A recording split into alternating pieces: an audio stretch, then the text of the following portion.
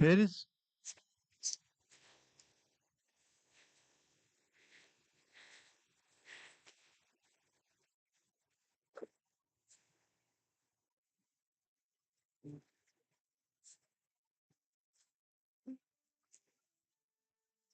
friends, shall we start? Yeah. Friends, whenever I see a subject or a title, now there you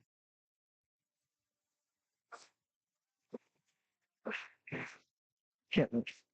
Very good.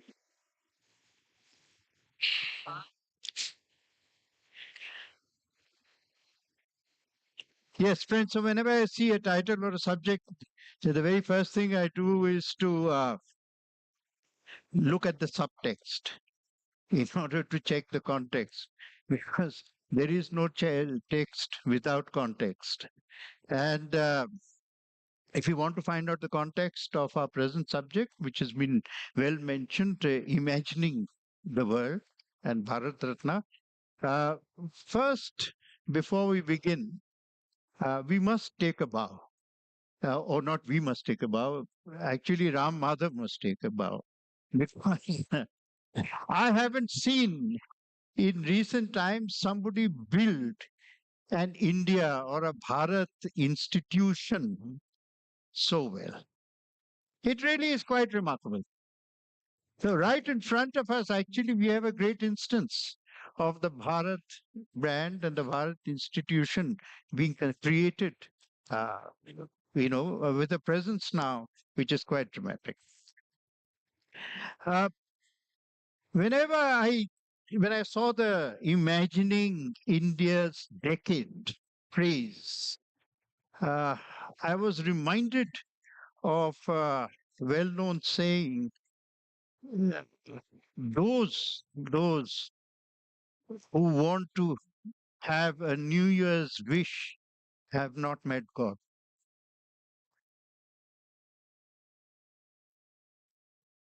Imagining a decade, and this is a suggestion for our panelists today, requires, I tell you, some extraordinary daring. Let's take a look. Just to give you an example, in my view, and you may contest it, modern history begins with 1910, in that decade. Just stand on the edge of a decade and imagine the future and just check whether reality is about 10 steps, 10 paces, 10 leaps, quantum leaps ahead of whatever you could have imagined. Who in 1910 could have imagined a world war? Nobody actually knew of a concept called a world war in 1910. Who could have imagined that in 1918 two individuals would appear who would change the course of history in ways which are unprecedented? One of them was Mahatma Gandhi and the other was Lenin. You stand on the edge of 1920, and I dare you to believe that non-violence as a concept was going to change, bring down colonialism. Unbelievable. Who is going to believe it? Who is going to believe that in the 1920s there is going to be a great depression which is going to destroy capitalism for the at least 10, 15 years? Nobody could believe it. Who's going to predict it? Just think in 1939 or 1929 that there is going to be a world war. In 1939, first, there is going to be a rise of an evil called Hitler, which is going to take over Germany. And there's going to be another world war, which will leave the First World War behind in devastation. You sit on the edge of 1940. We are imagining the decade. And can you imagine that colonialism is over? Because with India's freedom, British colonialism was born in India, it died in India. And once colonialism died in India, it could not be sustained anywhere else. Nowhere. But more than that, imagine that out of India there would be partition. Who would have imagined it? I call partition one of the biggest sins in history. Imagine in 1950, you know, I was talking of the First World War. One of the things about the First World War was the complete collapse of empires. Two empires of the old empires, India and China, had gone in 19th century, but the three great empires, Austro-Hungarian Empire, Ottoman Empire, and the Tsarists, all three collapsed in World War. And with their collapse, what did we see? We saw the emergence of a global order, which is completely different. When I think, by the way, of the world wars, sir, we have had three world wars in the 20th century. The First World War merged into the second, right? Second into the third. The Third World War was a Cold War. The Second World War ended, but the First World War hasn't ended, as we know from West Asia. And the Third World War hasn't ended, as we know from Ukraine. So history as a continuum is extremely, extremely, even radical. Truth is far more radical than our imagination. In the 1950s, think, leave aside anything else, end of colonialism and so on. Who would have imagined Sputnik in 1950? Who would have imagined Yuri Gagarin? Right? And I tell you, one of the greatest achievements of mankind also happened in the 1950s. It was America's rejection of poverty as a modern reality. In the 1950s, America ended poverty and created a template for all democracies that whatever else you can do, you cannot, poverty will not be acceptable to the people. And this is what we are facing. Now, in 1962, just to come quickly, I'm trying to finish things off.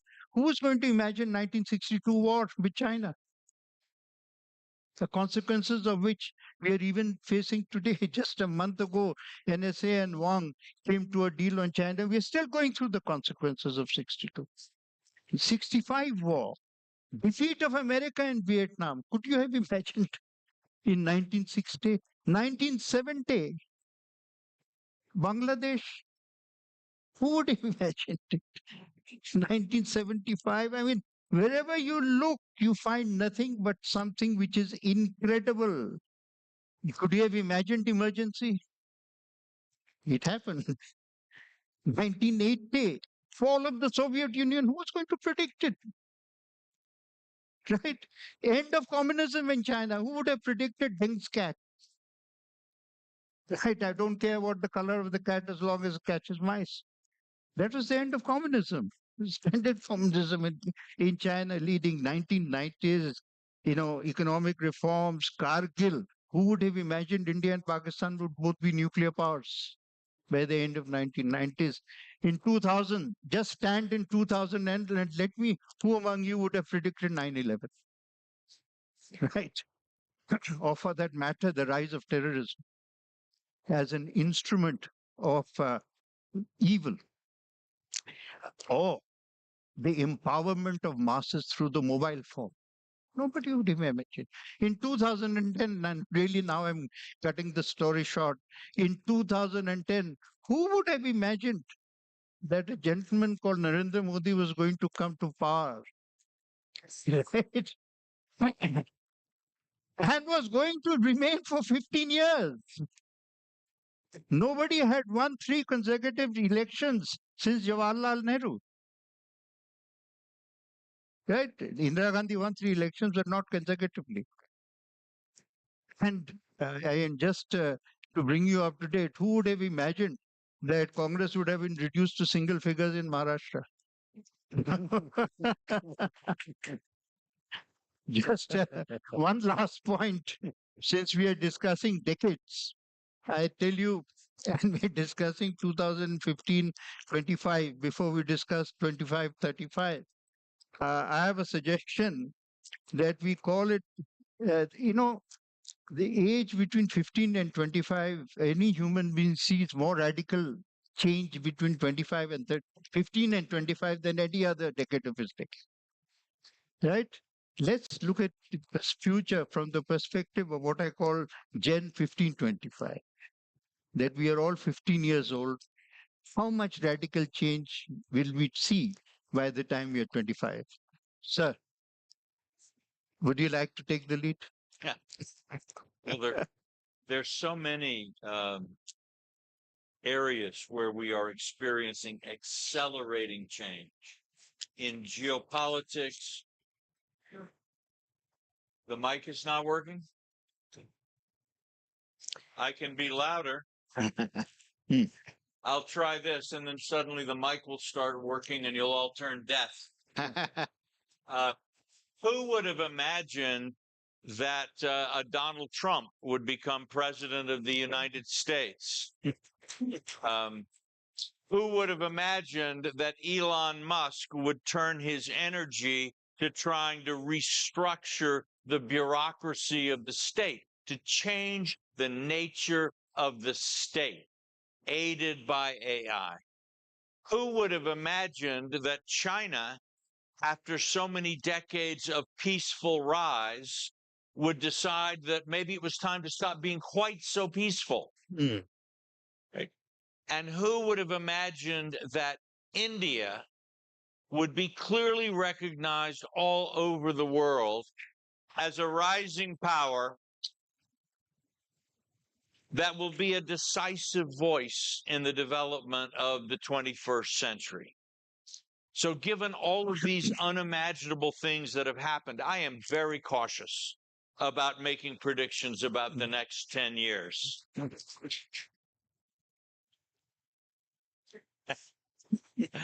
All right, you want a prediction? Well, we have to keep the discourse moving. Okay. I guess I'm going to predict that by 2035, India will matter more to the world than the European Union.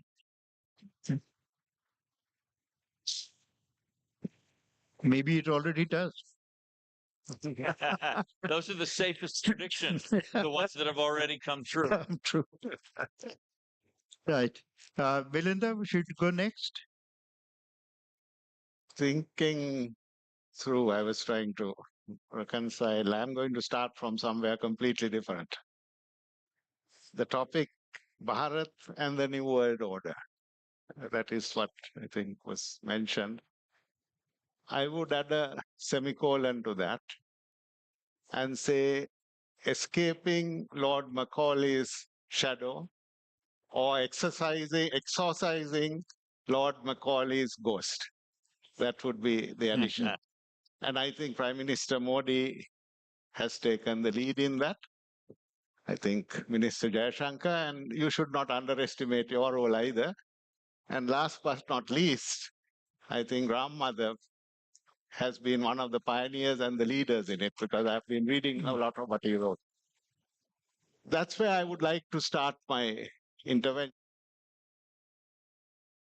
Now has been complete. I'm from Sri Lanka, as you know, conditioned by Lord Macaulay's legacy. Our worldview, and I beg indulgence from any Anglo-Saxons here, what I say will be politically correct, I hope. Basically, our frame has been that. And time has come, I think, to break that. That's where we have to go now. When I arrived here, and I'm talking of a corner of Bharat, which is the state of Karnataka, I landed at Kempegowda Airport, probably one of the most modern airports in the world. And as we were landing, you see Indigo, you see Air India planes. And as we know, I think both those airlines together have placed an order, I think, for 1,200, I believe, new airplanes. One of the largest orders for airplanes in the world. Then you come out and you see the Kempegowda statue, representing the Vijayanagara Empire, which is probably one of the greatest empires, I think, actually, Minister Sitaraman referred to yesterday, where the spread right through trade went into East Asia. And this is just one empire that India had. The Mauryaans, the Cholas, and many, many more. So I think India's contribution comes civilizationally. And in my view, brand even cheapens it, frankly, because this is not just another brand. It's not a commercial brand. It's something much bigger. It's much more holistic. So I feel that is the direction we have to move, to look at it deeper, bigger than a brand, something larger, and escaping Lord Macaulay, bringing something new. And that is happening. I mean, all these conversations at these meetings, I think it is happening. I, as a Sri Lankan, can offer a different perspective because we are all part of the same DNA. We are part of civilizationally, we are linked. Starting from the Ramayana, Sri Lanka, Lanka is part from the Ramayana. Then we come through Buddhism, which Minister Sitaraman referred to yesterday. King Ashoka chose to send his daughter and son to Sri Lanka with the message of Buddhism. So India's greatest emperor. So why did he do that? Why did he choose his son and daughter? I mean, it's a special relationship. Then we have had our own relations, some good, some bad, I must say, with the Pandyans, the Cholas, the Kalingas. I mean, we've had a Pallavas. We have dealt in different ways. Some have been more in a warlike setting. Others have been in the form of alliances. The Mauryan Empire gave us the greatest gift, which was Buddhism, of course. So when we look at it civilizationally, I see this connection. There is a whole region civilizationally connected. It's not only India, Sri Lanka, East Asia. In the modern context, it has gone beyond. And that was mentioned, I think, when you listen to Dr. Jayashankar's presentation and others, how Indian civilization in different ways has spread. The time to move on from Macaulay comes at an interesting point, in my view. When Lord Macaulay wrote his famous minute, did he imagine that somebody of Indian heritage would become Prime Minister of the United Kingdom? Did he imagine that somebody of Indian heritage would have a shot at the presidency of the United States? Did he imagine that Silicon Valley would be dominated by people of Indian heritage? It's interesting to think about it. But I think now the time has come for us to shift. And there I have an idea for Ram Madhav especially, the thought, since this is an ideas conclave. The British have used the Commonwealth, interestingly, as a mechanism for continuing Lord Macaulay's vision in its own way. And I'm not against it. I'm not against it. I'm just making a point. Why not India think of a forum of civilizations? This is my working title. It could mean something else. It could be something else. Where maybe India Foundation could do it. Annually invite people from different civilizations that are linked to India to have a discussion and to develop the concept, develop this soft power. Because I find the Commonwealth has soft power. I mean, language, I mean, there's culture, way of thinking, etc. But this civilization also has soft power. Now, my language, Sinhala, is Sanskrit-based. Our second language in Sri Lanka is Tamil. But as you go right across the world, Sanskrit is a root. Then we talk of yoga, we talk of Ayurveda, that has spread. So this is a thought, and maybe for Ram Madhav to think about, I think. Maybe I call it a forum of civilizations. It could be something else, some working title we need to have. That's my contribution. Thank you. I think we'll take this up later on after everybody's intervention is over. But your mention of Macaulay reminded me of a very famous remark during the height of the non-cooperation movement, where one of the leaders of the non-cooperation movement asked the viceroy, I said, if you didn't want us to rebel, why did you educate us? So therefore, there are consequences to the sequence. We will take up this, as I said, and just to give you an idea of the question that I would like to raise for you to discuss. From the civilizational basis, let's go to Prime Minister's repeated statement on war not being a solution. Is that one of the ideas that will determine the next decade? But before that, please, sir. Okay, so good evening to everyone. I will bring up, I think, a little bit of a different perspective, since I'm not coming from a superpower like America, and not from the civilization area of India, although my mother was born in Peshawar, which she calls the occupied northern India. But my point as an Israeli is that I want to point to a challenge that I think India will face, whatever the shape of the global order, or maybe global disorder, we will see in the next decade. Because of course we cannot know how things are going to develop.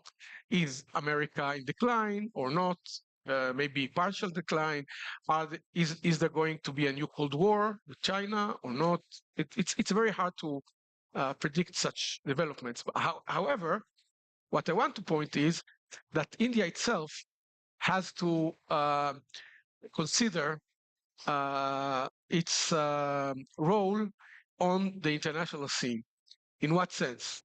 In the sense that it was mentioned many times here, also in the idea that war is not a solution, that there is this view that we Indians, meaning the argument is we can be okay with everyone, meaning we can be friends with Putin and Trump, we can be friends with China and Europe, we can be friends with Iran and Israel, which in theory is right.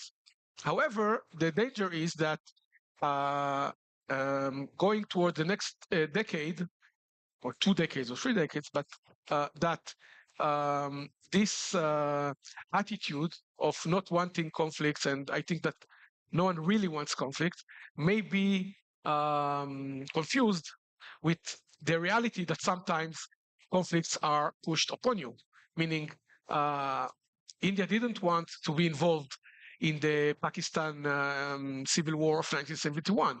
It was pushed on it, and it had to be involved, and the result was positive, but it wasn't a plan by India to attack then East Pakistan and what became Bangladesh. So, and similarly, India has no interest in any border conflict with China, but it might be that it's pushed on it. Now, I'm saying that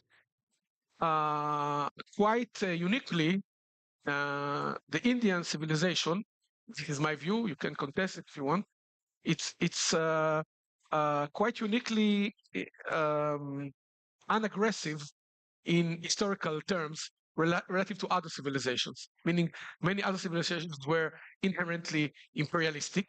It was their raison d'etre. Even China, in a sense, had this view of we control all the important parts of the world. Yes, there are some places otherwise, but it's not important. And we are like, and of course, like everywhere in Indian history, you might find some empires, some states, but overall, the civilization of India is not very aggressive or expansive in its core. And in a sense, this transmitted after independence into the idea of non-alliance. Now, that is fine when the world was basically divided between 2 superpowers, and you don't want really to fight against this or that. But I think that in a possible world disorder now, there is a danger that this non-aggression will be transformed into some kind of passivity or even deference. And I want to emphasize that in the past, when India was controlled by the British, it wasn't conquered by Britain in one day.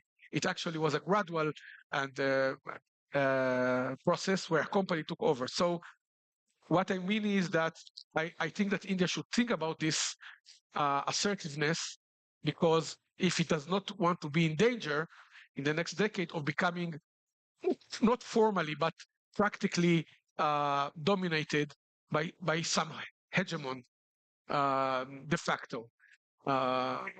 So I take this view out of the historical experience of the Jewish civilization, that in the period that we were powerless, everything could be done to us.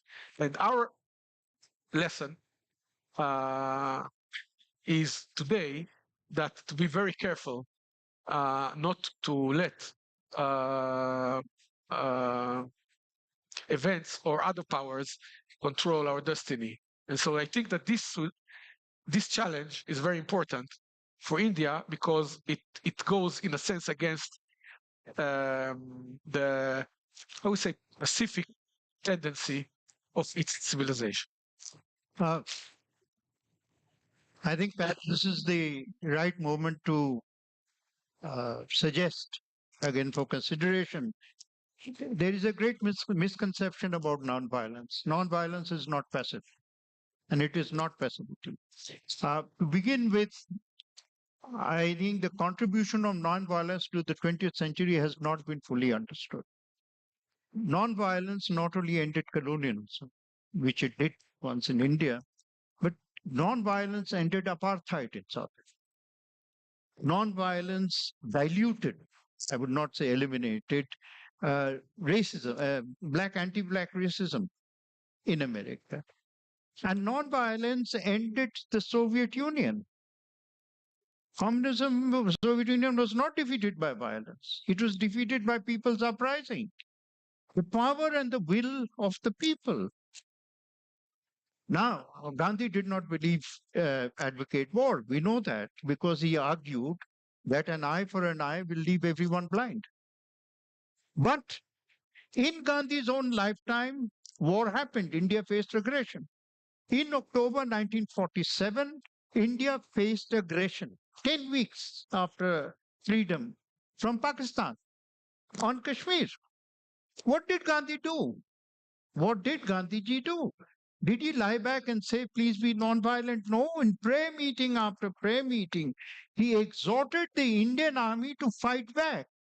He said soldiers will become martyrs because the state is under threat from aggression. Nonviolence is not the answer to aggression. He made it very, very clear. So what he did say and is being reflected, that do not start wars because wars are not a solution. That was the theme.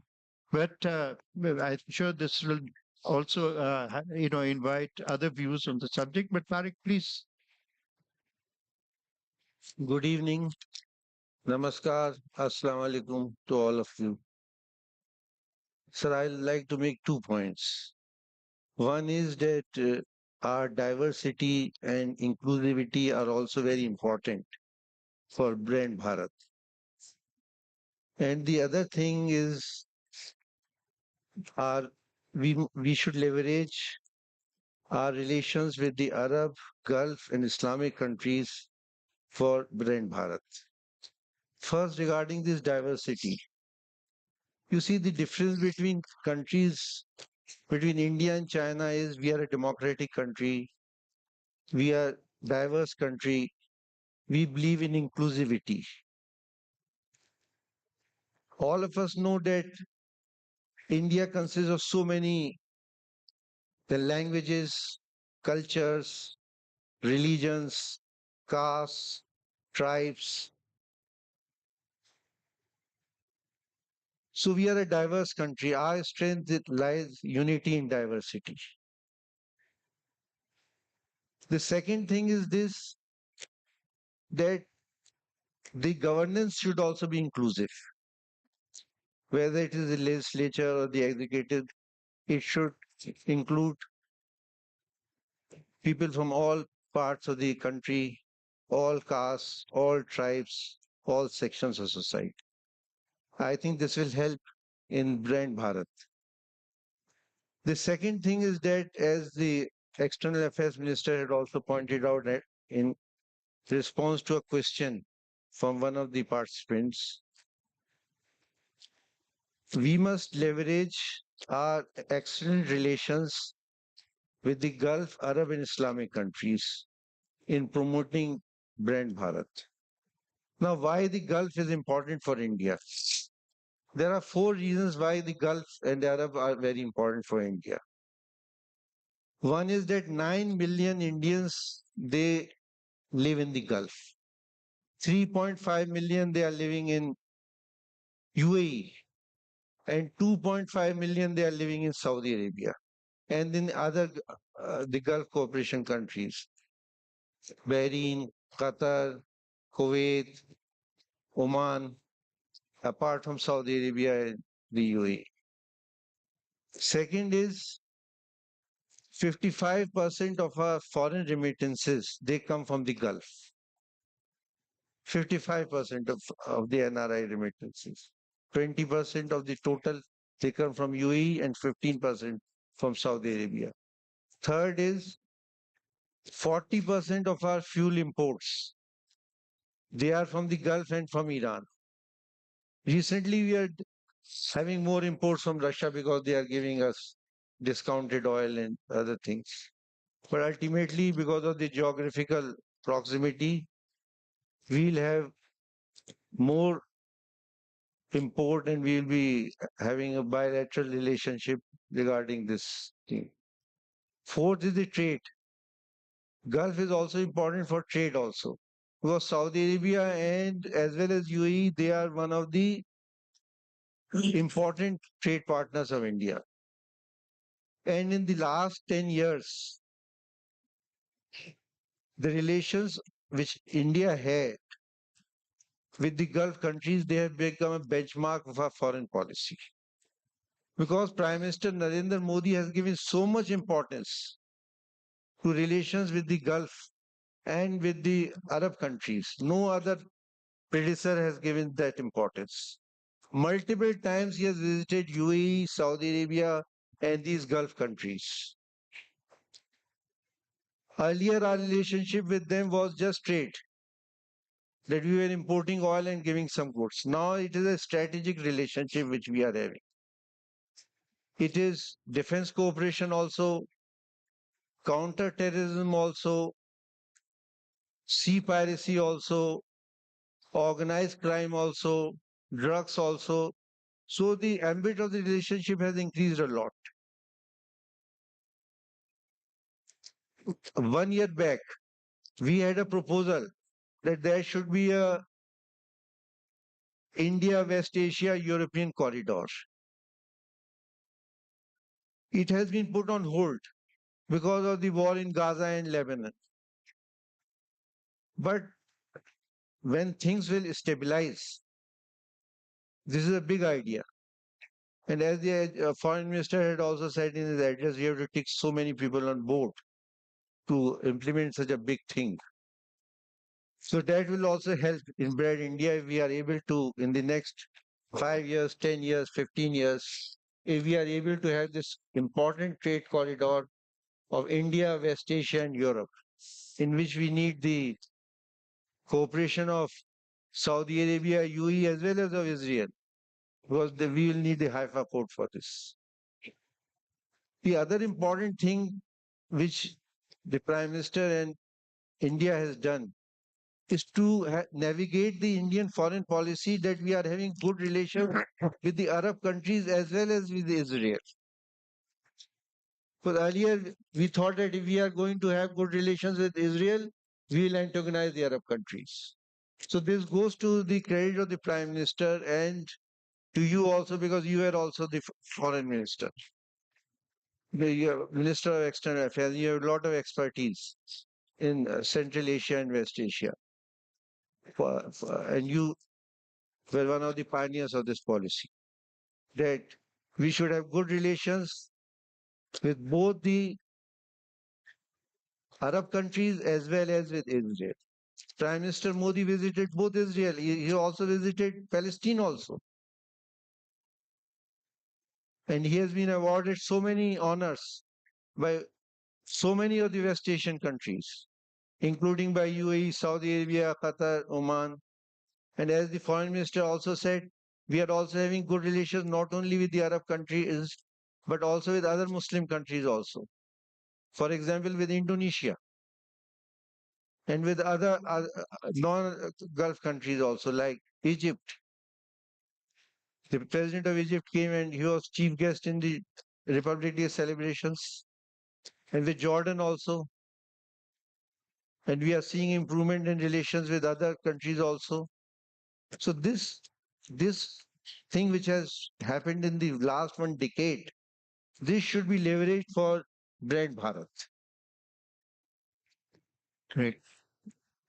Uh, just to get back to the global order, which is the theme of our thing, and I think what ideas that we can, what do we believe are going to be the decisive ideas that will determine either global order or global disorder? Just to throw up thoughts, just to encourage you to, again, think as radically differently as you might be able to. Uh, is uh, is democracy going to be an order that will determine, going to be an idea that will determine global order? Or is it already exhausted itself? Uh, can we eliminate fear from the global order? Fear is one of the biggest compulsions of violence. Right? We know it. It's a fact. Can we liberate the world from fear? Please. My answer is no. Yes, very good. We cannot eliminate fear. Maybe, I don't know, 300 years in the future, who knows? But realistically, there are some bad people in the world. They want to do bad things, and we're afraid that our dear ones will be hit. That is the case in almost every country we know. Terrorism is one example. Even countries that are not in conflict with another suddenly are attacked by terrorists. And there are also, I guess the Ukrainians before the war were sitting in their homes watching football, and one day they heard missiles falling on them, and there was a war. So I think that we should realistically look at this in this sense, mainly on the issue of what is the role of democracy in the international arena. Currently, I would say very little. And the reason is that the main international organizations have nothing to do with democracy, meaning the UN is not a democratic club, it's everyone. So you can have North Korea as chairman of the Human Rights Commission, right? Or I don't know, China overseeing a democratic transition somewhere. It's a bit strange. So this is one example. But also, the last generation, the world order, as defined by George Bush in 1991, which is now maybe coming to an end, that world order, after the end of the Cold War, was that the US is the policeman of the world. So the US, a democratic country, helped by the European Union, tried to impose, let's say, a liberal and democratic tendency everywhere. So indeed, in this decade, we saw relatively more countries becoming democratic. Now, as this seems to be weakening, the interest of the US in propping up regimes all over the world is shrinking. I'm assuming that actually it will be harder for democracies. My own view is that the answer to this should be an initiative, maybe India could lead it, to create an organization of democratic countries, saying, we have something in common. It's not, I'm not saying replace the UN or replace something, saying an organization of democratic countries, thinking we have common things, common ideas. And I think that usually, not always, democratic countries tend to be less aggressive, less going to war. If there is a war, the population wants to stop it because so in this sense, I think this could be a tool for at least let's say, reintroducing democracy as a factor on the international arena. Sir, you were saying something. Well, I've been struck as I look around the world at how uh, we see rising instability geopolitically, whether it's the war in Ukraine, the war in Gaza and Lebanon, what's going on in Sudan and other parts of Africa, the sort of growing crisis around the island of Taiwan. So we can certainly see a negative trend there. But I think there's another negative trend that we need to think about, which is that how, in a sense, war is introducing itself into new domains so that the difference between a state of war and a state of peace is narrow. And what do I mean by that? Well, the most obvious example that we've all lived with is terrorism, where it's not war in the sense of one state attacking another, but it's a state of violence with a political aim that's imposed on one country. You've had a lot of experience of that here in South Asia. But it's also, think about the cyber world. Think about every day, if you follow this news, countries or hackers who are often supported by states are literally attacking the infrastructure, we can say, of other states, are trying to physically see if they can break through the safeguards around hydroelectric plants or weapons plants or other things to prepare the way for sabotage, not merely intelligence gathering. And so we are in what in the past I think people would have called that a state of war of a kind. And then also think about the cell phones and the computers that you and your children have at home. And international actors are intruding themselves. We've just seen a scandal in the U.S. where apparently the Chinese now have the ability to listen to every cell phone conversation in the United States. I have to say they will probably be bored to death by the content of most of these cell phone conversations. But we are seeing international actors intervening in the households of ordinary citizens who are not even engaged. And so the world as a whole is drifting toward a state of rising conflict, some of which we call war, some of which we don't really have a name for yet. And I would say this should make the quest for peace, it obviously makes it more difficult because we're not even quite sure how do we define it, much less how do we achieve it and defend it. But it makes it much more important that we try. Because in fact, the arrows are pointing in the wrong direction. And all of us are becoming less secure to the degree that India, in its presence on the international stage, its ability to build bridges, as in the Middle East and elsewhere, can play a positive role in helping humanity turn away from this abyss at our feet, then I think we will see brand Bharat move to an entirely different level. Absolutely. And I think that's a very important point that you've raised, extremely, because if we can't discuss the role of technology and invasive technology, are 5 billionaires or multi-billionaires or trillionaires going to control the world, and are they going to be more powerful than the state? We don't know. And that is what I mean by discussing a reality 10 years down the line, which is beyond our imagination. Exactly.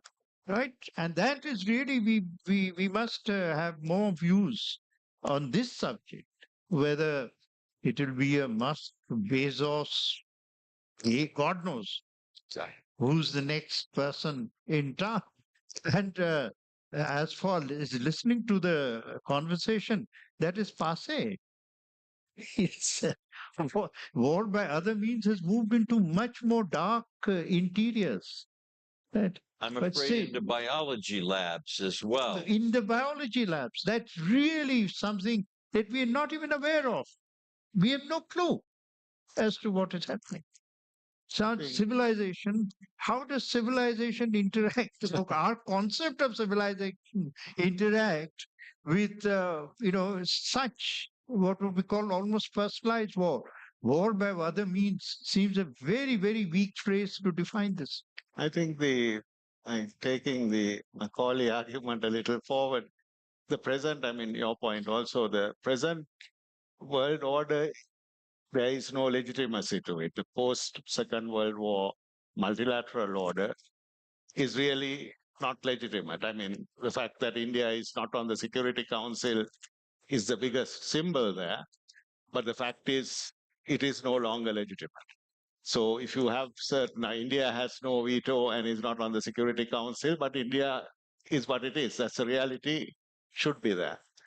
So my own feeling is if the system can't be reformed, that is not only the UN, the other Bretton Woods institutions as well, then this will have to be disrupted.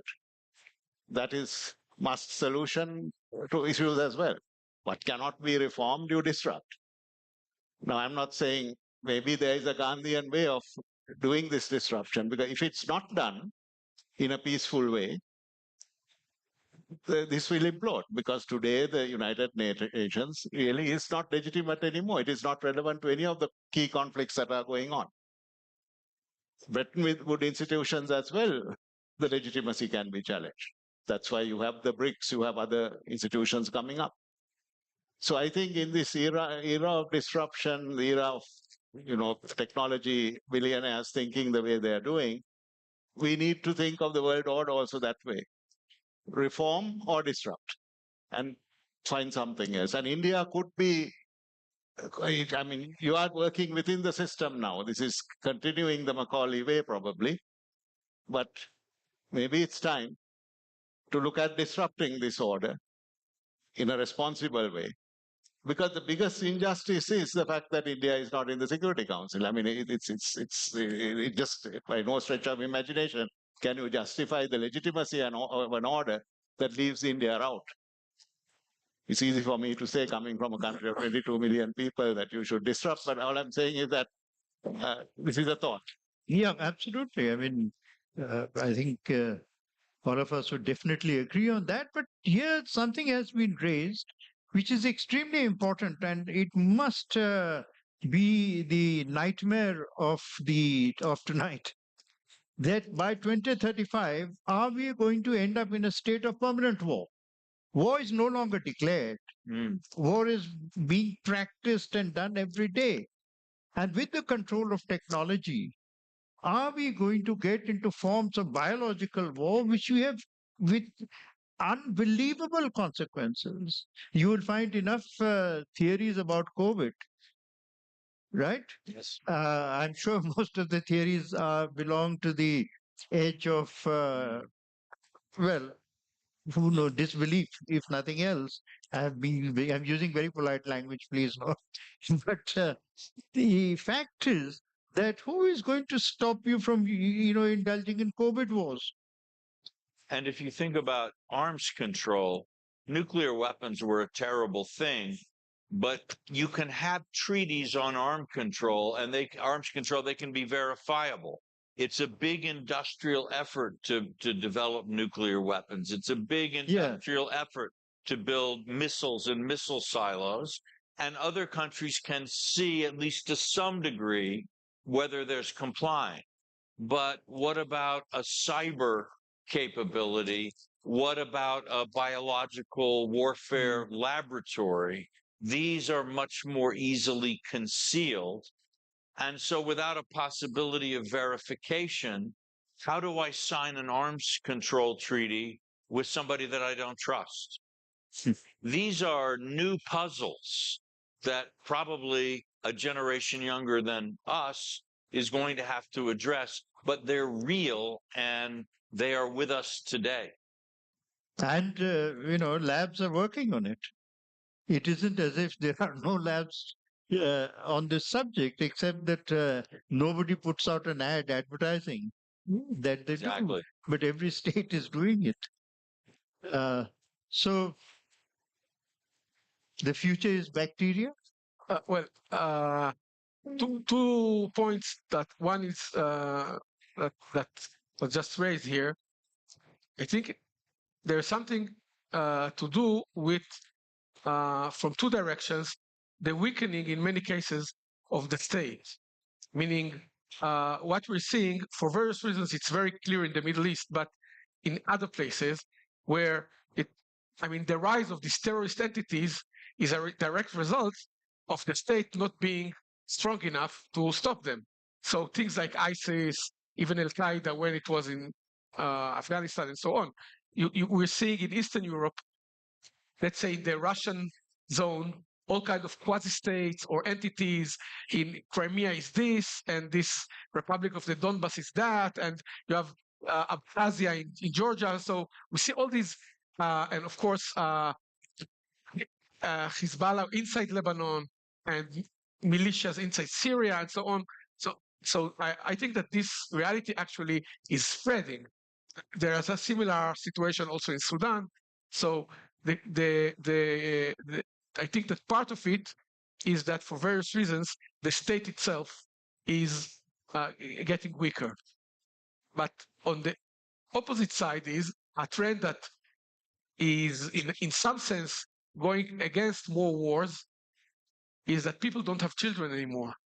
And you know that usually young men go to war, not old men. So So that leaves us all out. exactly. But what I mean is that certainly, an important factor, for example, in many countries, a country that has, a country like South Korea, there's no children, no one wants to go to war, and because so.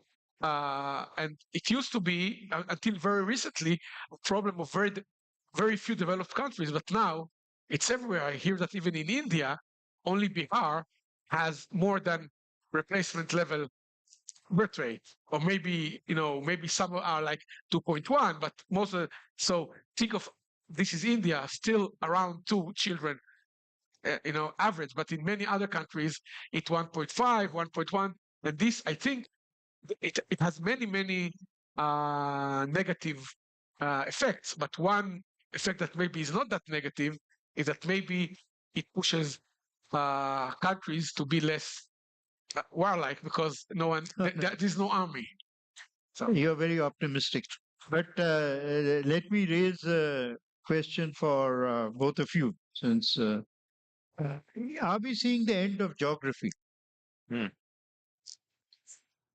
Are nation states defined by borders now crumbling under technology? Of course. Which technology recognizes borders? Number two, are borders irrelevant to biological warfare, to bacteria? Bacteria which is going to travel through water, through oceans, right?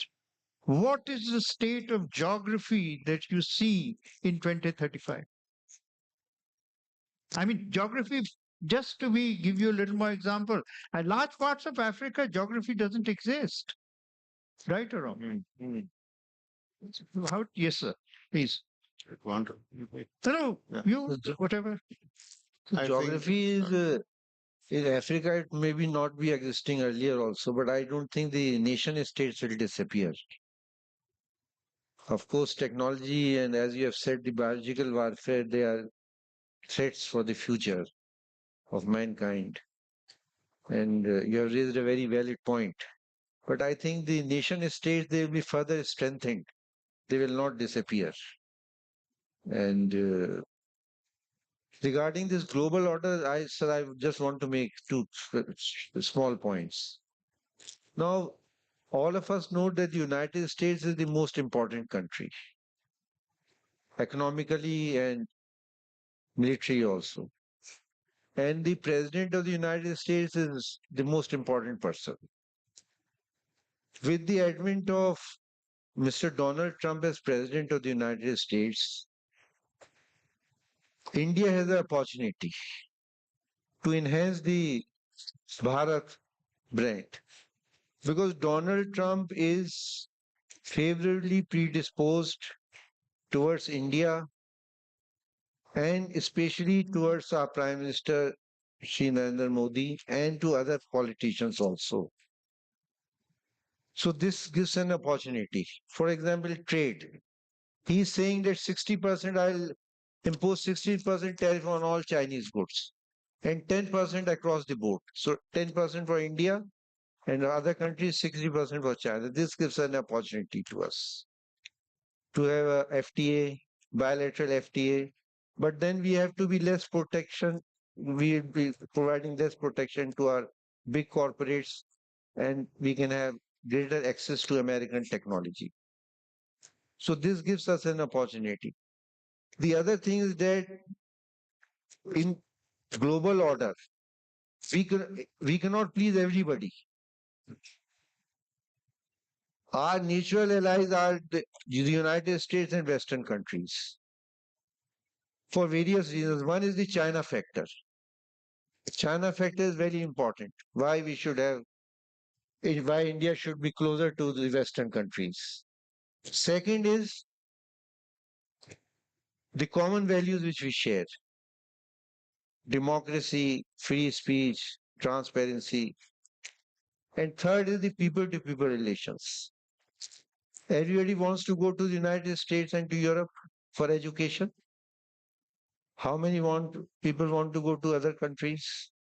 So for these three reasons, I think brand Bharat will be strengthened if we move closer to the Western countries. And many of our politicians, they have got very good relations with the incoming administration.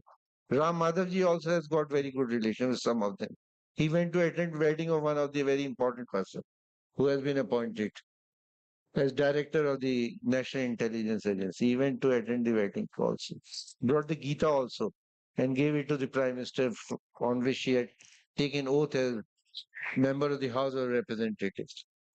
So we should also make use of this opportunity which we are having of the favorable environment which will be created for India when Donald Trump assumes office as president.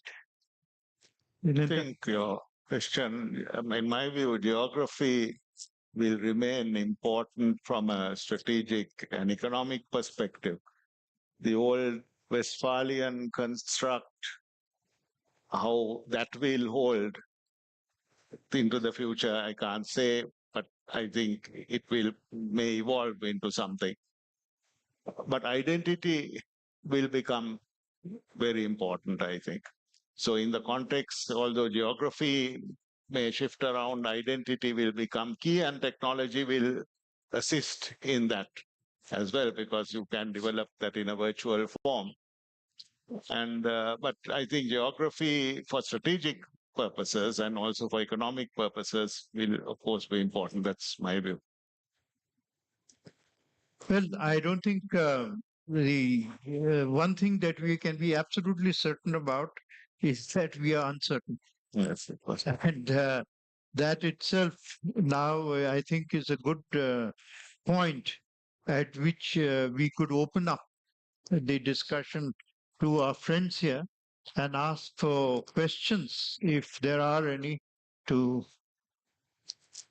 Somebody. please. And please address your, yeah, I'm a little hampered about people behind, so please feel free to stand up. Yes, you're most welcome. So one there, and we'll start here. We'll start from there and here. Microphone. Yeah. Microphone, please.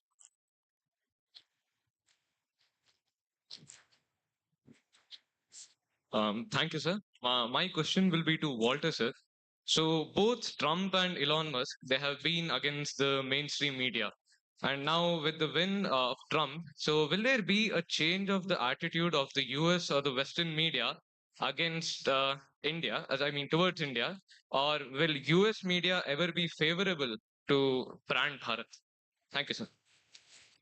Well, I'm part of U.S. media. I write a column in the Wall Street Journal, and here I am.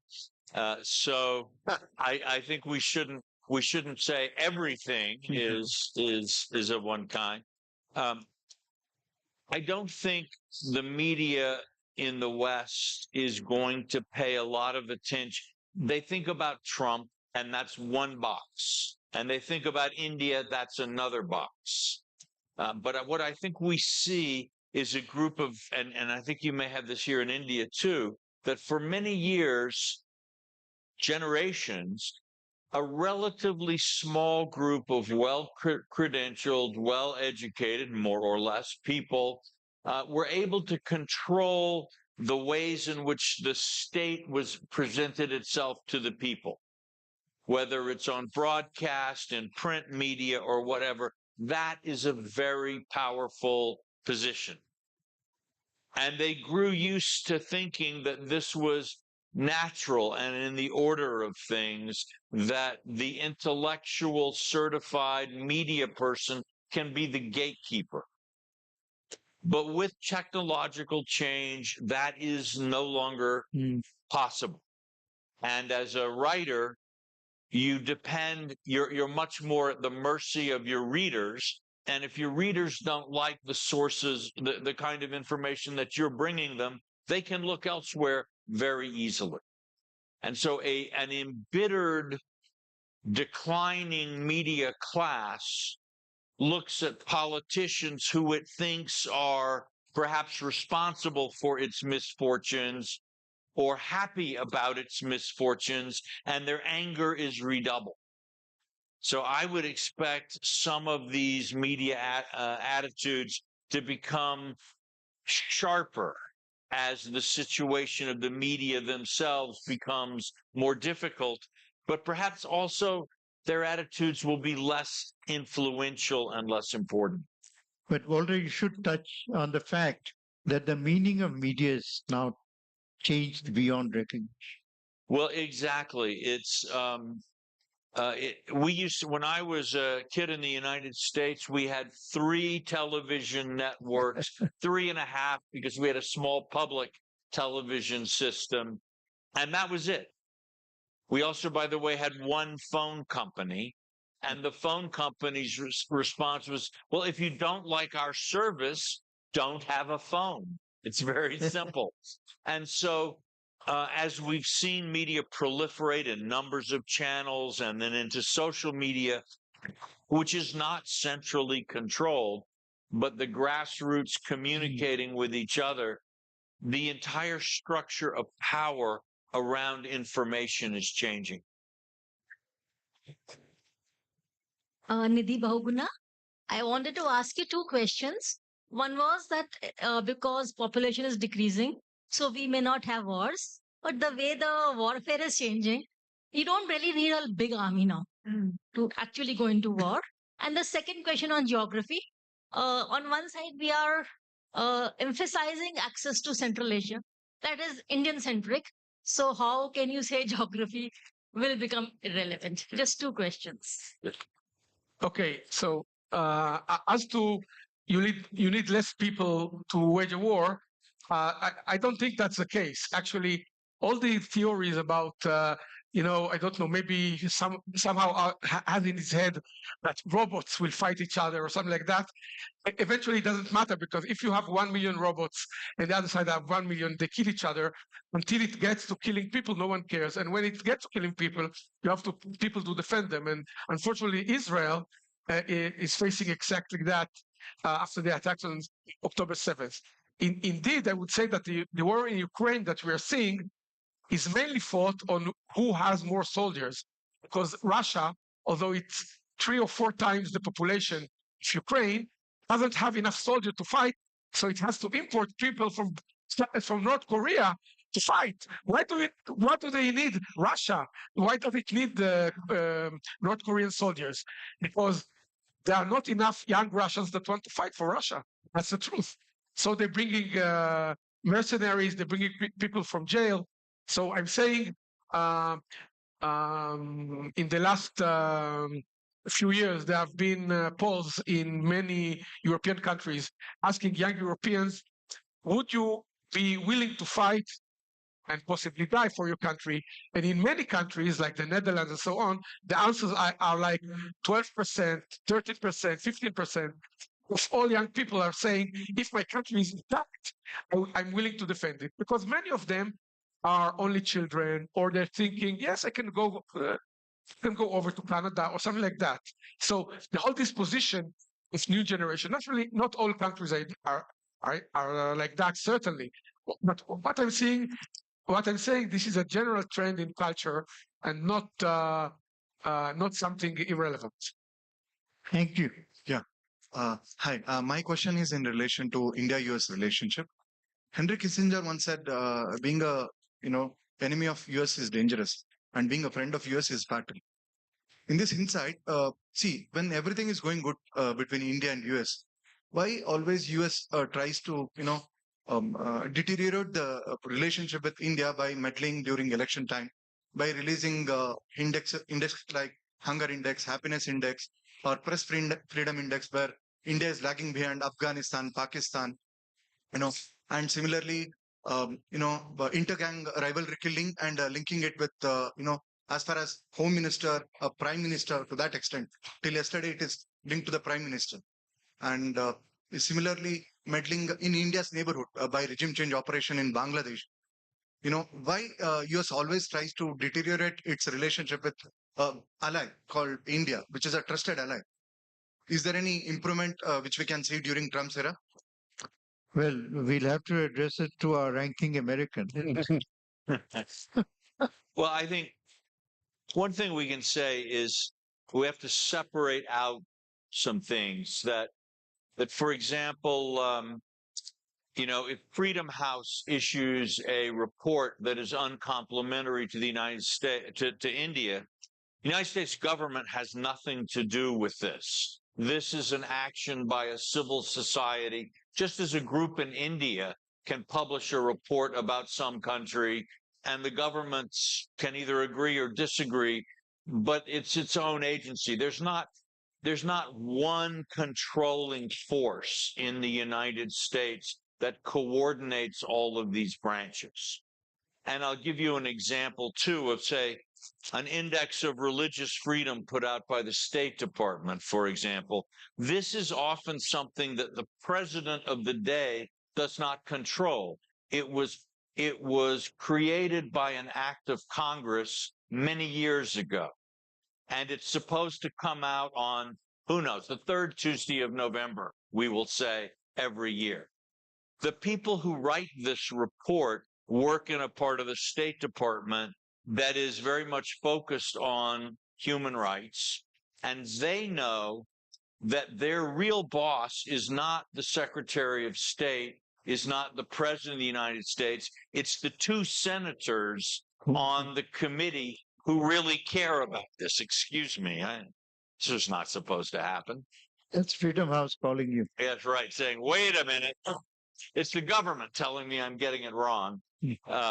So they, and so the government may decide this is our year of being good to Saudi Arabia. Let's make friends with Saudi Arabia is what the president wants to do. And then the State Department comes out with a real stinker of a report about religious freedom in Saudi Arabia. And naturally in Saudi Arabia, they go, wait a minute, you said you wanted to be our friend, and now you're issuing this terrible report. All right. So it's not a coordinated thing often.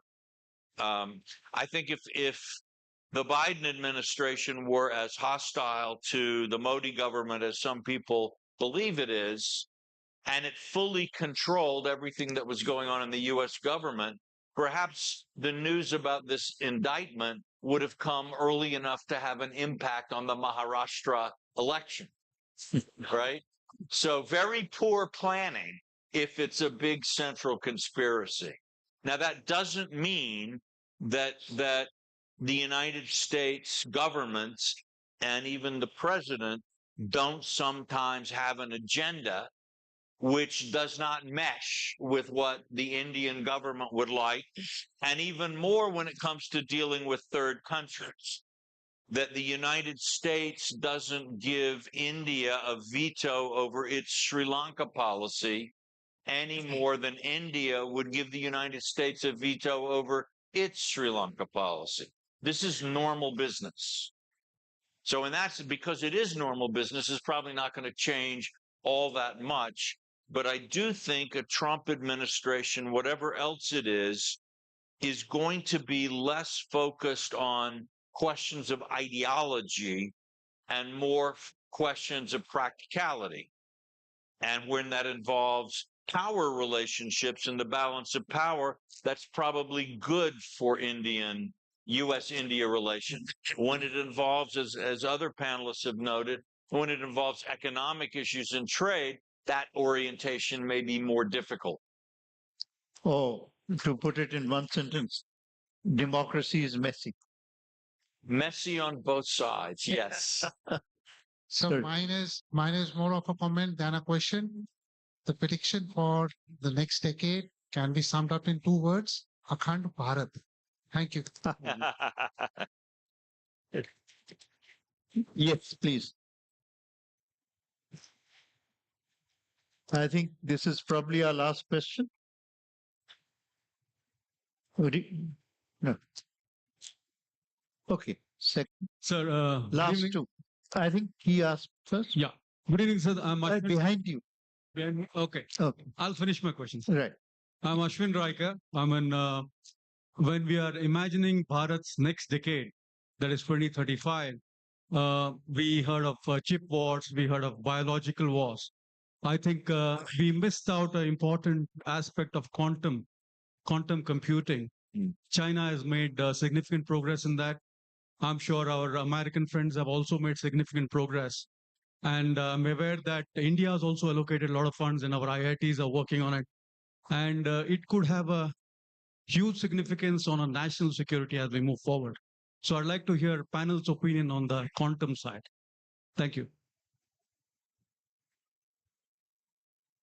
I didn't hear the question very good. The question is basically what would be the impact of quantum computing? Oh, well, not being a specialist on quantum computing, I would say that it seems that many technologies probably come to conclude, but I would say even more than that, artificial intelligence is going to, because yesterday someone proposed that India continue, or today in the morning, anyway, in one of the panels, someone mentioned that India continue to grow with the service industry, being, for instance, people answering the phone and so on. But the point is that these technologies might overtake it, because now if you have an AI, you don't need a call center, you have an AI doing it.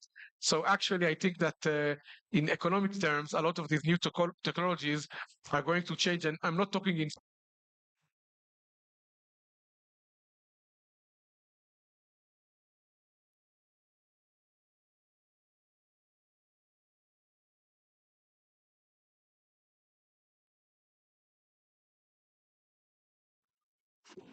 Namaste, my name is Prateek.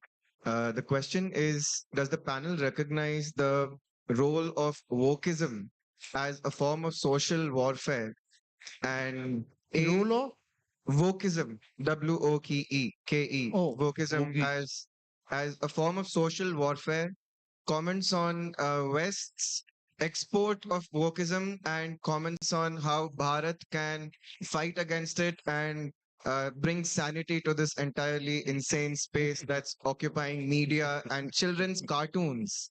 So that's the question. Thank you. Good question. Any good answers?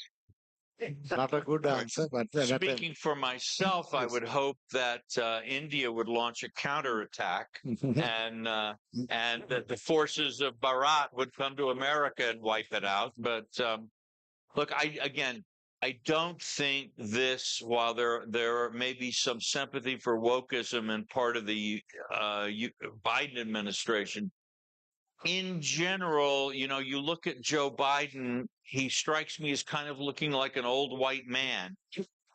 he's probably not sitting around trying to impose wokeism on the United States, much less on India. Whether you like it or not, I personally am not very fond of it in general. It is a social movement by groups within society who have a certain vision and a certain agenda. There's not a lot that governments can do, but I do note in the United States, there really does seem to be more and more of a reaction, of a pushback.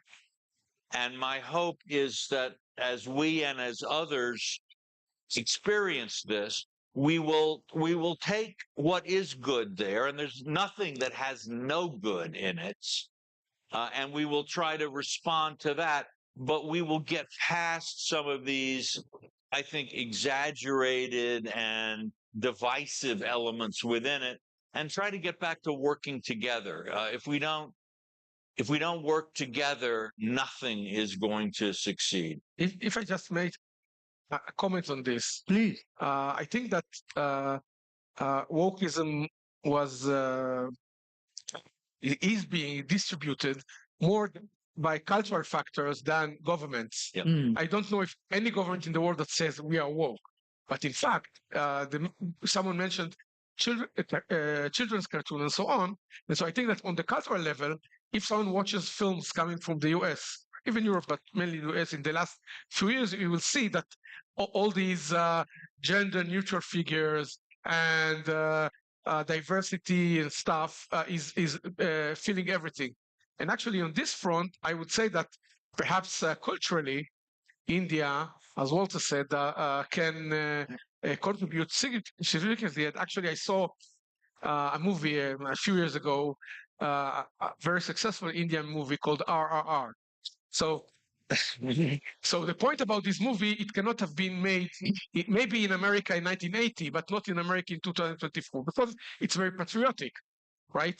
So I'm saying, I'm not saying that you should be a RRR cartoon for children, but the point is that if there is a cultural activity in India that is more patriotic, less woke, then this could be a way. I think there is all over the world, in America, in Europe, people want this content. So if you would produce it, I think that people will. Exactly. Right.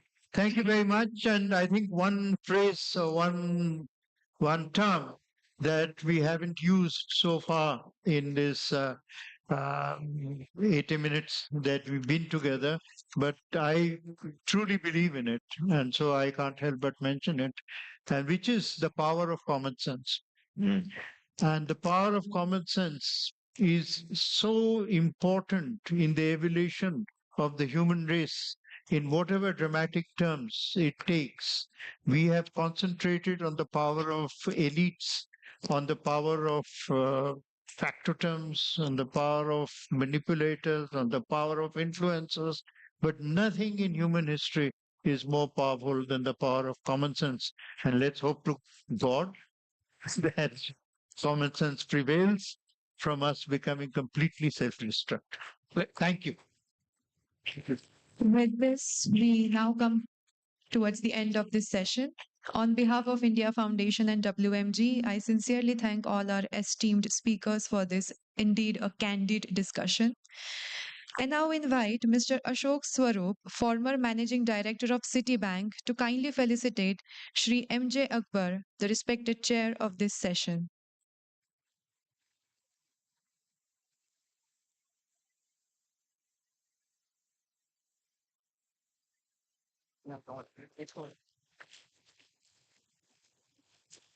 Next, I call upon Srimati Lalita Kumar Mangala, former chairperson of the National Commission for Women, to felicitate Mr. Milinda Moragoda.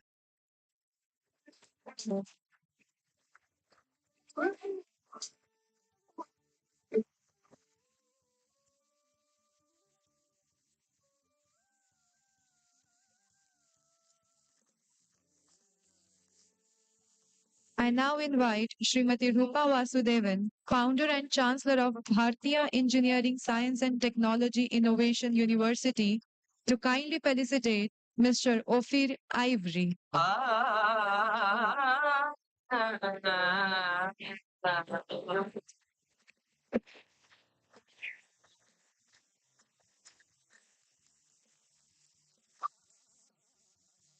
I now invite Mr. Madan, CEO of Midas School of Entrepreneurship, to kindly felicitate Dr. Tariq Mansoor.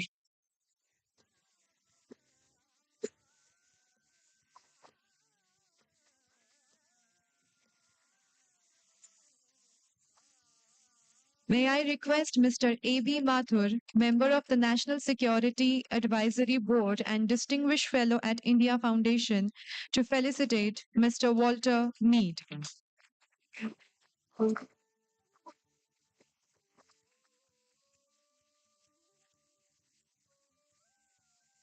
Before we conclude and break for dinner, I would like to tell you all that we have organized a cultural performance. And tomorrow, the first session will commence at 9:30 a.m. in this same hall. And we look forward to seeing you all for the last day of this conclave. Thank you so much and have a wonderful evening.